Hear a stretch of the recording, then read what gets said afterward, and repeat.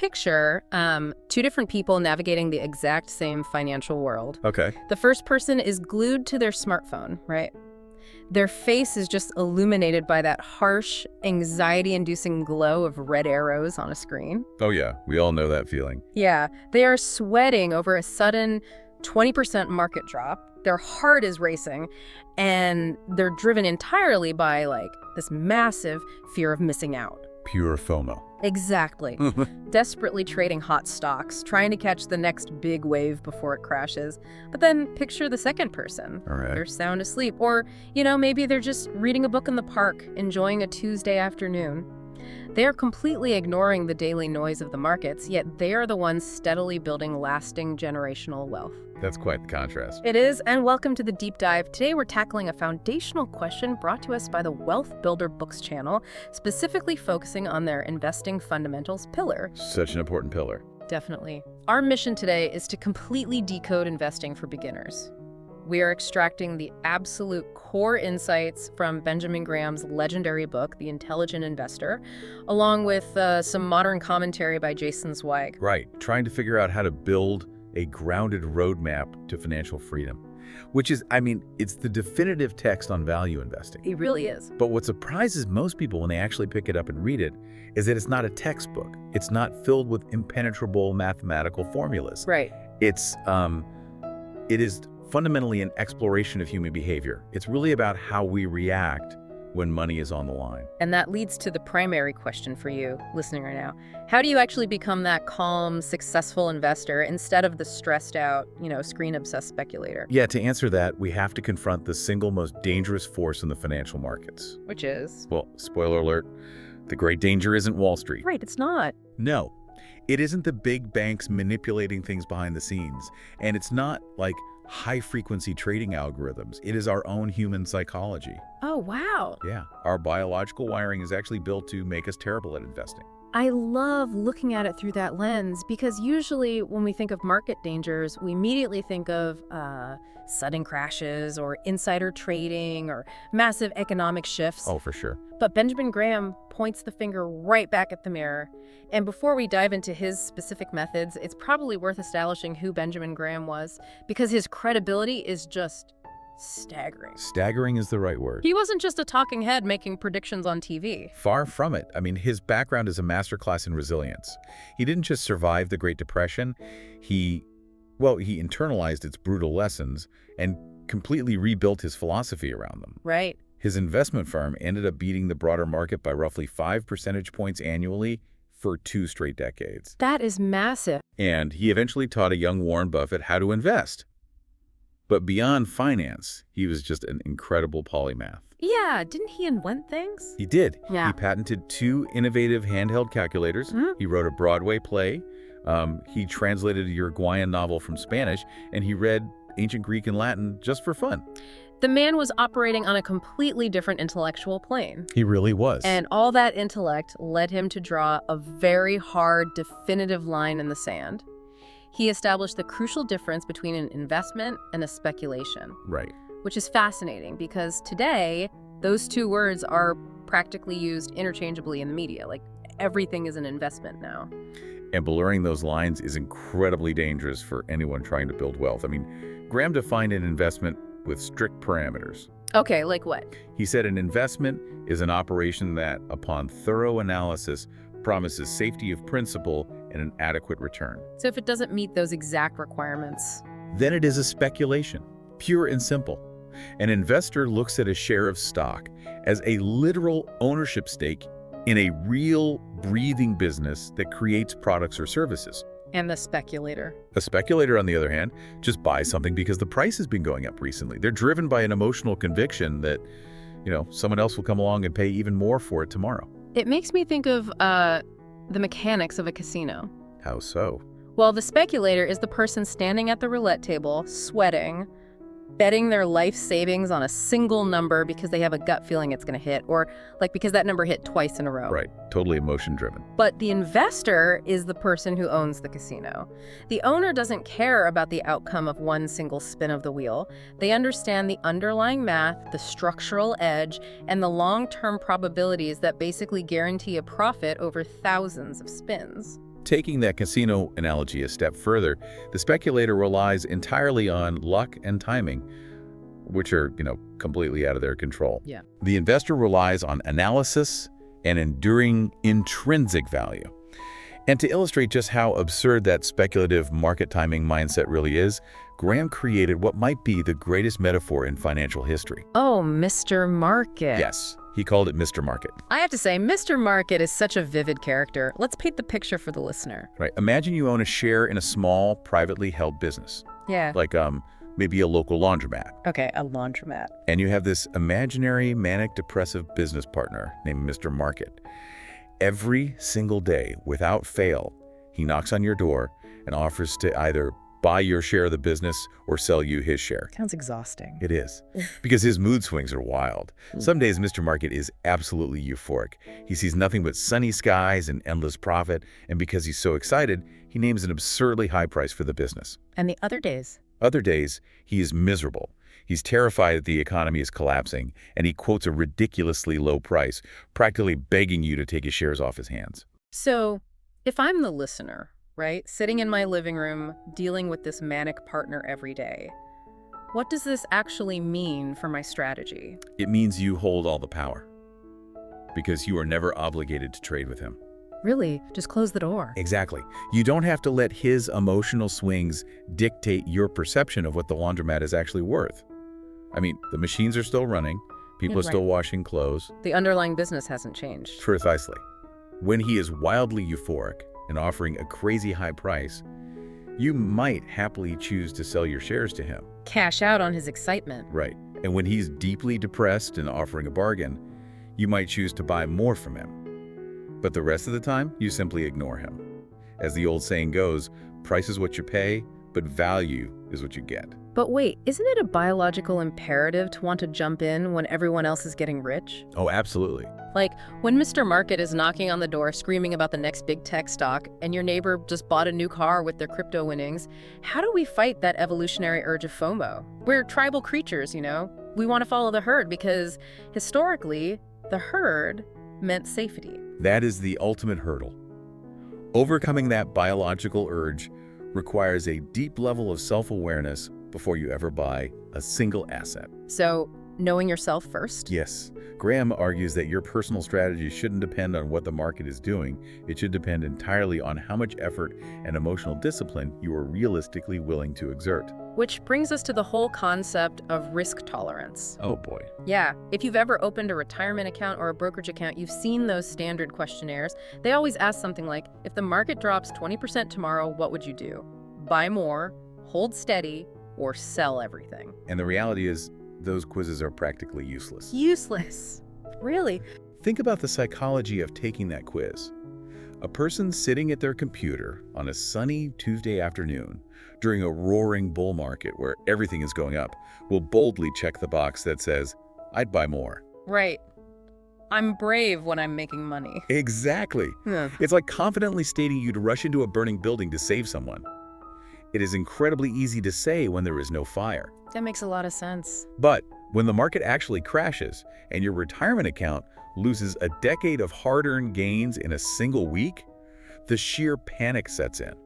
Those same people who label themselves aggressive investors suddenly turn into mice and panic sell everything at the absolute bottom. So Graham throws out that whole aggressive versus conservative label entirely, doesn't he? He does. He draws a completely different line in the sand. The defensive investor versus the enterprising investor. Let's break those down. What's the defensive one? The defensive or passive investor fundamentally wants freedom from effort and freedom from worry. They aim for a reliable, average market return. This is the realm of buying low-cost, broad index funds. You own a tiny piece of thousands of companies across the whole market, and you never, ever try to pick individual winning stocks. And the enterprising one? The enterprising or active investor, on the other hand, is willing to treat investing like a demanding business. They commit vast amounts of time, energy, and intellect to reading dry balance sheets, analyzing complex financials, and hunting for undervalued stocks in an attempt to actively beat the market. Before we go further, if you're listening and you want to actually see what those balance sheets look like or read Graham's full text, there is a Wealth Builder Books affiliate link right in our show notes. A great resource to have. Definitely. But I want to push back on this defensive strategy for a second. Okay, push back. In a world where everyone is trying to find an edge or, hustle their way to the top, doesn't putting your money in an average index fund feel like you're just settling for mediocrity? It sounds incredibly unexciting. Is it really possible to build wealth without trying to be the smartest person in the room? It's a very common misconception that defensive means weak or settling. But being truly defensive requires immense emotional discipline. How so? Well, in the modern commentary, Jason Zweig uses this brilliant analogy of an investing inchworm. An inchworm? Yeah. A defensive investor uses a strategy called dollar cost averaging. This means you automate a set amount of money into an index fund on the exact same day every single month, regardless of whether Mr. Market is euphoric or depressed. You just keep inching forward. Let's break down the actual mechanics of that inchworm movement, because the math here is where the magic happens. Let's hear it. Let's say you automate a $100 investment every single month. If the market is booming and a share of the index fund costs $100, your automated system buys exactly one share. Right. But if the market crashes and everyone is panicking, the price of that share might drop to $50. Now, without you having to make a scary decision, your same $100 automatically buys 2 shares. Exactly the right way to look at it. You are mathematically forcing yourself to buy more shares when things are cheap, which is the exact opposite of what human panic tells you to do. It takes the emotion right out of it. It does. It is a structural system that actively protects you from your own emotional impulses. It's structurally defensive. It guards against you doing something foolish when your heart rate spikes. Yes. Now, whether you choose to be that steady defensive inchworm or the active enterprising analyst digging into reports, there is one golden rule that Graham insists must govern every single financial decision you make. And that is the margin of safety. If you take only 3 words away from Graham's entire philosophy, it should be those 3. Margin of safety. I love this concept because it makes me think of like civil engineering. Civil engineering. Okay, run with that. When an engineer designs a bridge, right, and they calculate that the absolute maximum load it will ever need to carry is 10,000-pound trucks, they don't design the bridge to hold exactly 10,000 pounds. Right, that would be a disaster waiting to happen. Exactly. They build it to hold 30,000 pounds. That extra 20,000 pounds of capacity is the safety net. It's there for the unexpected freak storm, the microscopic wear and tear on the steel, or, a miscalculation in the original blueprints. Is that essentially what Graham is doing with stock prices? That is a flawless translation of the concept. The margin of safety in investing is your cushion of humility. Cushion of humility. I like that. It protects you if your analysis of a company is wrong, if a global pandemic shuts down the economy, or if Mr. Market completely loses his mind. Mathematically, it is the actual intrinsic value of the business minus the price you pay for the stock. So you want to buy it for less than it's worth? Significantly less. You want to buy the business for significantly less than it's fundamentally worth. So just like you demand a bridge that is heavily over-engineered, you should never buy a stock that is perfectly priced for a flawless future. Because businesses are run by humans, and humans make mistakes. Precisely. The book highlights a striking real-world example from the dot-com bubble, Amazon. Okay, we all know Amazon. Right, a massive success today. Yeah. But if you bought Amazon stock at its peak in December 1999, you paid around $106 a share. Which doesn't sound crazy today, but back then... Back then, the company was bleeding millions of dollars, yet investors were completely euphoric. The stock was priced as if Amazon would execute its business plan flawlessly without a single hiccup for the next century. So there was no bridge capacity. There was zero margin of safety. So when the tech bubble burst and reality set in, that stock plummeted by 94% over the next 2 years. Oh, wow. That is devastating. A 94% wipeout. But if you possess the discipline to wait, and you bought that exact same company, the very same underlying business in 2001, when Mr. Market was horribly depressed and selling it for just $6 a share, you had created a massive margin of safety for yourself. The expectations were basically zero. Exactly. The business didn't have to execute perfectly anymore, it just had to survive. And because you bought it with that massive cushion at $6, your returns over the next decade were astronomical. This really highlights the danger of tools that try to predict the future. Like, some people try to predict market returns using complex math, like the SAP-A ratio. Yeah, the SAP ratio. Which basically looks at a company's average earnings over 10 years to see if the stock is too expensive right now. Or the Gordon equation, which models future dividend growth. Good tools. But Grimm warns that relying entirely on these future predicting formulas can be a trap. right. If you overpay today simply because a mathematical formula assumes massive uninterrupted growth tomorrow, you are leaving absolutely no room for unexpected disasters. And disasters always happen. Always. When you demand a strict margin of safety, you are fundamentally acknowledging a hard truth.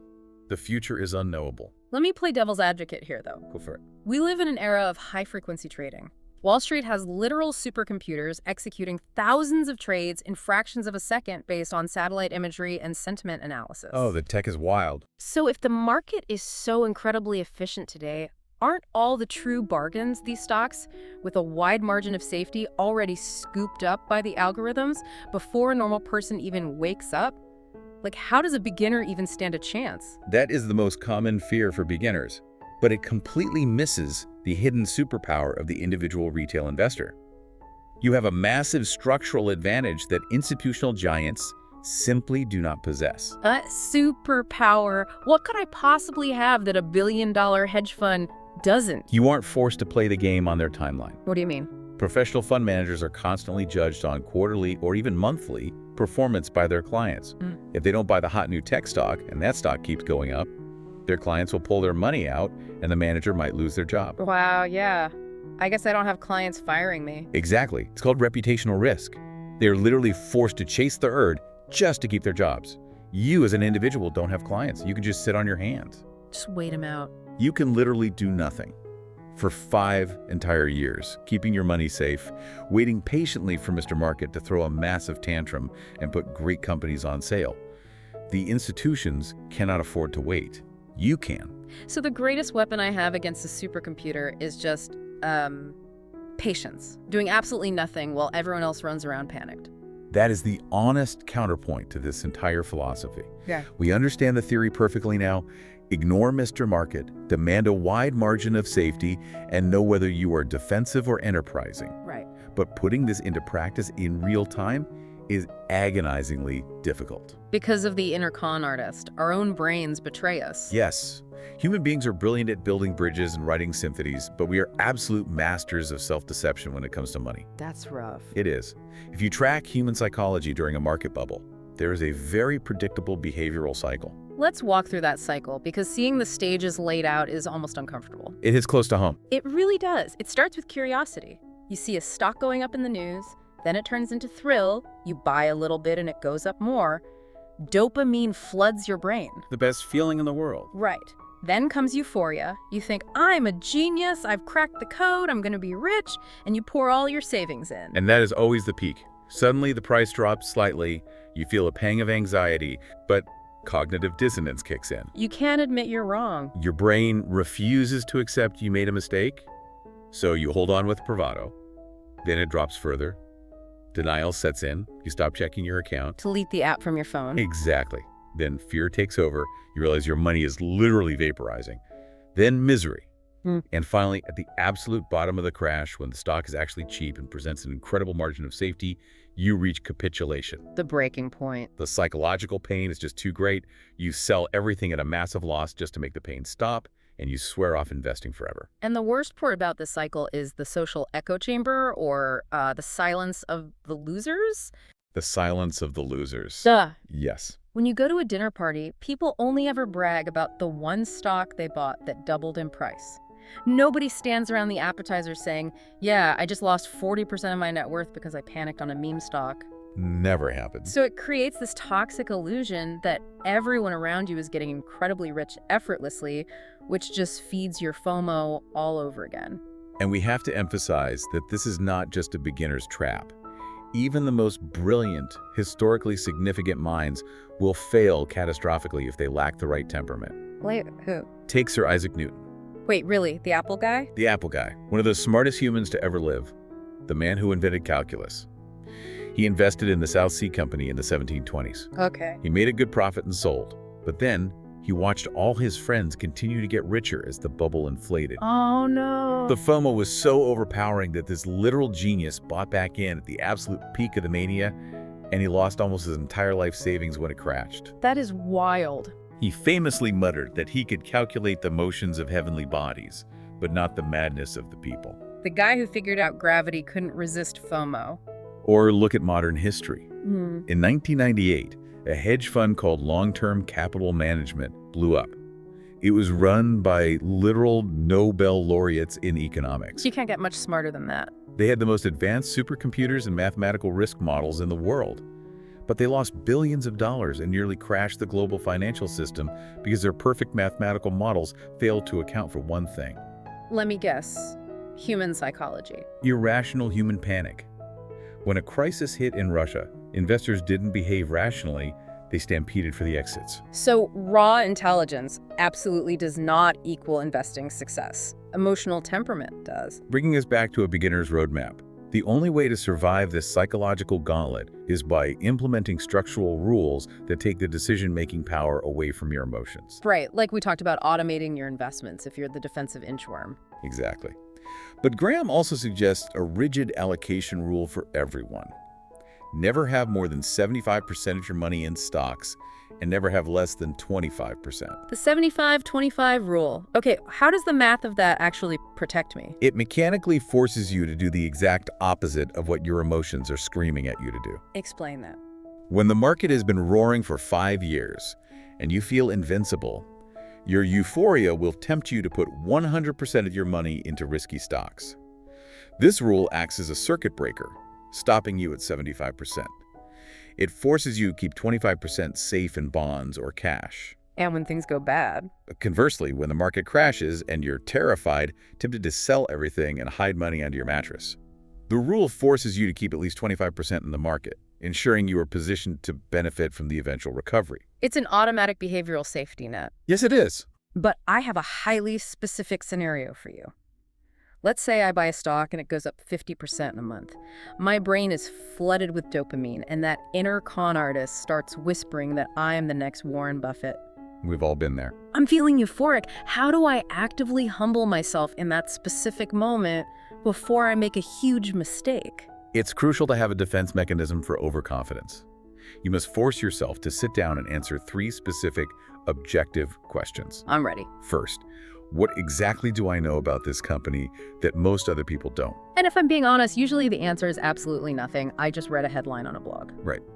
Second question, why haven't the millions of professional analysts who study this industry 80 hours a week learned this information yet? Good point. And third, can I write down 3 detailed, fundamental reasons based on the company's financials why this asset is still fundamentally undervalued today? Oh, that's tough. By the time you try and fail to answer that third question, your inner con artist is usually silenced. You realize you just got lucky, you rebalance your portfolio to lock in your gains, and you get back to your boring long-term plan. That is such a powerful reality check. Just forcing yourself to articulate the why exposes the illusion. Exactly. So as we synthesize all of this, the ultimate mindset shift here is profound. The dark force you are fighting every single day on your wealth-building journey is not Wall Street algorithms, it's not corrupt insiders, and it's not the broader economy. The dark force is yourself. Investing is not a race against millions of strangers. It is a lifelong, continuous process of self-mastery. Self-mastery over money. If you can conquer your own impulses, ignore the manic swings of Mr. Market, and demand a margin of safety, the mathematical compounding basically takes care of itself. Which brings us to your 24-hour action plan. We don't just want you to listen to this and nod along, we want you to take action. Action is where the magic happens. Exactly. Within the next 24 hours, you have a distinct choice to make. If you realize you are a defensive investor, you honestly don't have the time, energy, or desire to analyze companies, go to your brokerage account and automate a monthly transfer into a broad index fund. Become the relentless investing inchworm. Love the inchworm. But if you truly believe you are an enterprising investor, you love the intellectual puzzle of finding undervalued companies, then set up a pretend portfolio. Open a paper trading account with fake money. Track your stock picks and, more importantly, track your emotional impulses for 1 full year before risking a single real dollar.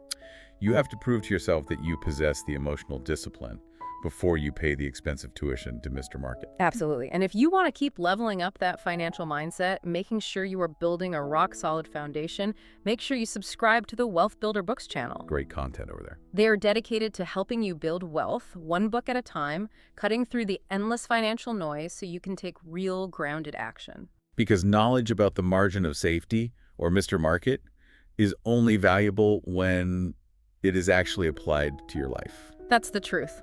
So I want to leave you with one final thought to mull over.